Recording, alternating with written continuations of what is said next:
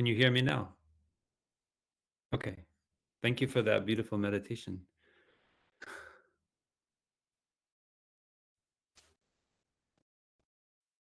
Would you like to share?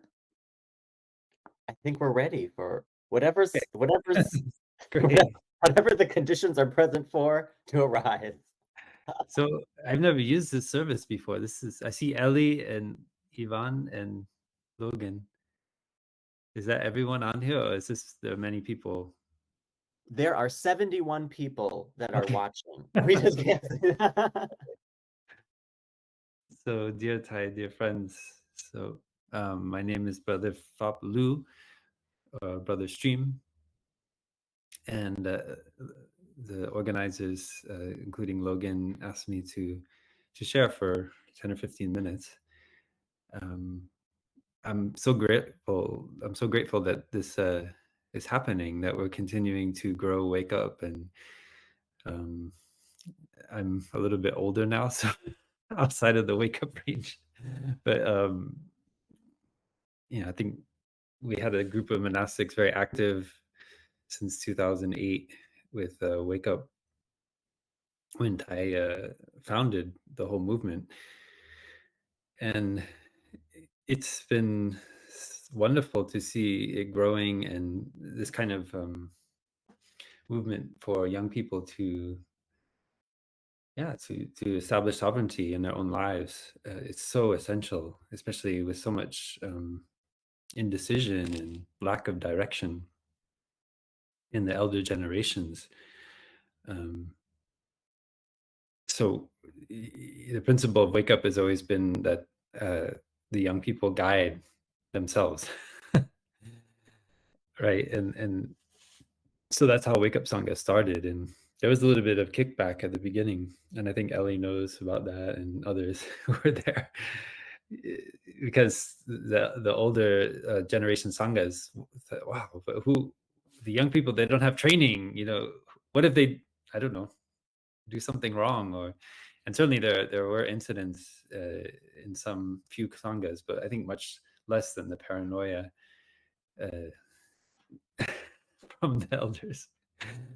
And yet some elders stepped up and they said, we are there for moral support, we're there for financial support, but we let the young people uh, guide themselves. And so we had the first wake up retreats, the first wake up tours.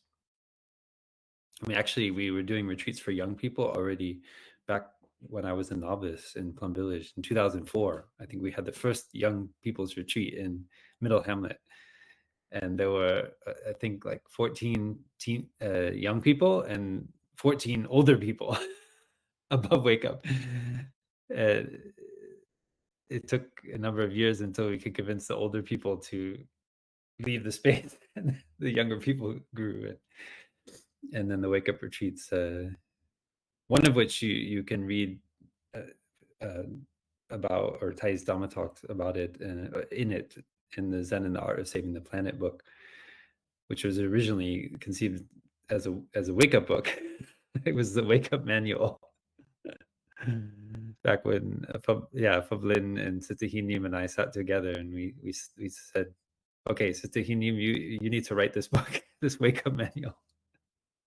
And so it's taken many iterations to get where it is today. But anyway, when we started this whole process, the vision was that we would give space for the young people to be able to find their own path and respond to the situation that's there in their lives as young people. And fortunately, there are a lot of Dhamma teachers who, like Joanne Friday, who's now passed away, and many others in Ireland, Scotland, and many other countries who saw the importance of what Thai was doing. And they supported moral support and financial support, but not trying to lead the young people. Let the young people see the way themselves. And there's also the famous story that Phap Lin told me. At that time, I was at Deer Park And so we did the first wake up retreat here at Deer Park in, I think, spring of 2009. And yeah, we were in Plum Village. They wondered, well, we have the 5 mindfulness trainings, and there was a question because, of course, young people don't like to. Sometimes some of them don't like to follow the kind of guidelines like that, and Tai went and put it on Phap bed and said, "This is the back." Like I think he said something like, "This is the core of wake up. It is the 5 mindfulness trainings." And that really was a strong statement. That so the 5 trainings became the kind of essence and core of this new movement for young people, and that actually the young people would help us to grow the 5 mindfulness trainings, like they have done with the recent revision of the 3rd mindfulness training. So we had a lot of fun doing these tours and doing retreats in Plum Village, and going on tours in England, and Ellie and Rob joined us for the first Wake Up tour in the US in 2011. I still have Ellie just recently, a couple of years ago, you sent the 2021, you sent the photo of us at the end of the tour. We were pretty tired, but we look all very joyful in that photo. Somehow. I was very happy to remember that now it's almost 12 years, or 11 and a half years that passed since that first tour.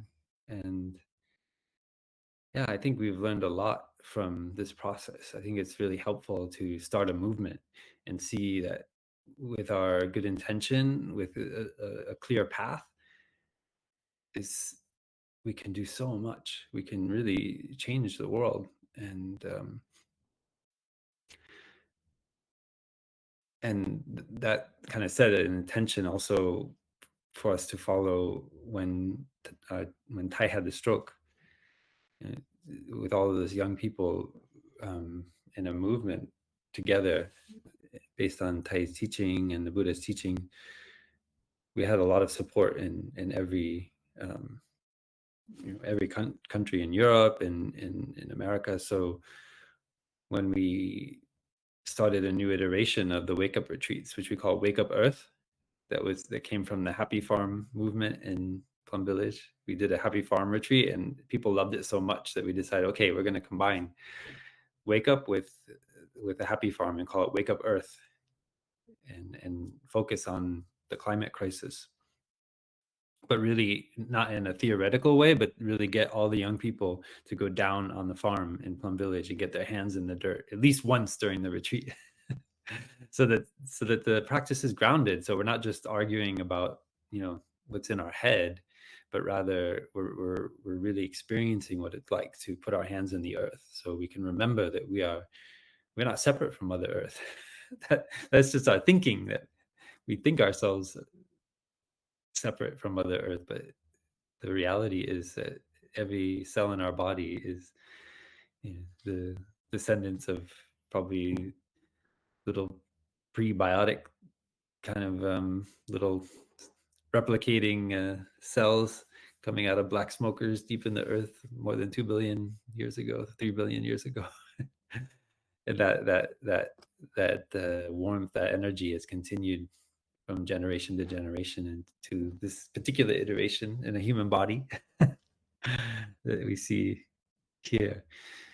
And that is that kind of energy of deep looking, and seeing that Mother Earth is in every cell of our body has been always integrated into Wake Up. And I think it was that year as well that we had the gathering. Is that right, Ellie? 2015? Yeah, we had the tour, and there was a kind of gathering of many of the very active facilitators we call Wake Up ambassadors here in North America, as well as some from Europe. They came here to Deer Park. And somehow we had a wonderful energy in the group, and then somehow by the end of the retreat we decided to make a decision, which was to create a Wake Up North America CTC. And we learned how to do the Sangha Karman, which is in the monastic tradition, is how we make decisions. So it's based on consensus, and we clearly state what our intention is, this creation of the CTC, and then we created it, and we also proposed the first members, and that continues. Is that right? Yes. So this is also a continuation of that. Yeah. So that's just a little bit about the movement of Wake Up, and how it's been really like a crucial lifeblood for our Sangha. I see Wake Up as driving a lot of the innovation and creativity in the larger Sangha. Somehow, not all, but some practitioners, as they grow older, they get caught in their jobs and their life, having family, kids, and then so a lot of the ideals and aspirations get kind of suppressed due to the daily life, and that we're not able to to really bring together the aspiration in our daily life. And so I feel as a monk very connected, even though I'm not Wake Up age anymore. Feel connected to all the young people and Wake Up, because it's like, as monastics, we keep that aspiration alive. We don't, and not only monastics, there are also lay friends who have changed their life. Like, Ellie is doing research in mindfulness at the University of Toronto, and I know Ivan and Logan and many others. Like, you're changing your life in order to find a way, as lay friends, as lay practitioners, to continue to live your aspiration. But not everyone is capable of doing that, and so yeah, I feel like there's a synergy with the young people in Wake Up and the monastic, who, yeah, we decide to just continue this our whole life. To and it is easier not having a family, I have to say. Our family is a Sangha, and the Sangha is every day growing and evolving. And just to kind of, as my brother Montoy here at Deer Park says, to talk about the future of Buddhism a little bit. So there's a movement, a core group of young people here staying now at Deer Park, and they're very inspired by what they've learned, especially since Thai's passing, about the School of Youth for Social Service, which Thai and Suko Chan Kong started in the 60s in Vietnam. And that brought me back to 2014, the 21-day retreat, when a group of us, Martin, Elena, myself, Ava Avalos from Botswana, and some others, we actually drafted a proposal to, Wake Up. Thai saw it as a movement, not only young people sanghas, but as, bringing a movement, bringing about social change, and not just talking about social injustice, but actually in daily life, living, going out, helping in villages like in Vietnam. And so we are on the nascent stage of creating, the continuation of the School of Youth for Social Service here at Deer Park. So the proposal is a 15-month program. So young people can sign up for the 3-month retreat, the winter retreat, and practice with us here. And then the idea is they would then apply for this program. And then for the next 9 months, they would live here at Deer Park, and a few hours a week go and do some kind of social service outside in the community. So it could be in the hospital. We have a connection here with the hospital. It could be with people experiencing homelessness here in Escondido. It could be anything, maybe groups helping with domestic abuse, whatever it might be. And then we also do service here in the monastery. So that means for our retreats, or we might have a special assignment to help with the things that we're doing here, like communications, or we want to start a happy farm here at Deer Park, and then practice with the community. And the other part would be educational. So we would try to bring in lay Dharma teachers and also monastic Dharma teachers to do, multi-day courses during that time. So in between, when we have retreats, and we're concentrating on serving the larger community.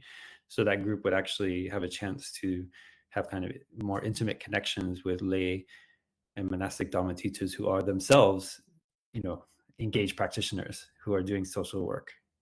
And there are many of them. So it gives a chance for the young people to have direct mentorship and learn what it means to live an engaged life right here at Deer Park. And then at the end of those 9 months, then you would continue on to do the 3-month retreat the second time. And there you're actually coming into the role as a mentor for the next generation that's coming in. So the whole thing is a 15-month program. And it's born from, the natural kind of, I think, North American drive for young people. They want to serve. They want to serve the community. And also, many people doing the 5-year monastic program, that's maybe not kind of something feasible, but this would be something like a smaller chunk to kind of bite into 15 months. And it could be serve as the foundation for training for the order of interbeing as well. So, but that's, these are all kind of inchoate ideas. But the meeting really, we like to try to start this program with a small kind of pilot group this coming winter retreat, and then see where it goes from there. Anyway, I think my 15 minutes are up. So I just share some things, some exciting things that are going on here. There are many other things, but yeah, it's lovely to see the community growing here at Deer Park. And I know so many things as well in Plum Village. And I just came back from Plum Village, Thailand, where it's just so many young people doing so many inspiring things in Vietnam, in Thailand, in Hong Kong, Singapore, Indonesia, Japan. So it's just beautiful to see Wake Up continuing and flowering in an organic and distributed way around the world. Thank you for having me on here. And I would like to stay for the whole 2 hours, but when Logan asked me, I'd already made a commitment during this time. I'm actually on a writing retreat with one of my brothers. We're hoping these 3 weeks to finish the first draft of a book on mindful walking in nature. So send us good energy. But I'm going to return, and we have very limited time. It's not easy for us to get together. So I ask to be excused, but I would like to hear more. And if there's any notes or any insights that come from this meeting, I would love to hear. Thank you so much for inviting me here, Logan. And it's great to see all of you. Those of you I can see, I guess the L is Lewis. Is that right? Okay. So thank you. Thank you, brother. All right, I will invite a sound of the bell before we continue. I love the little, I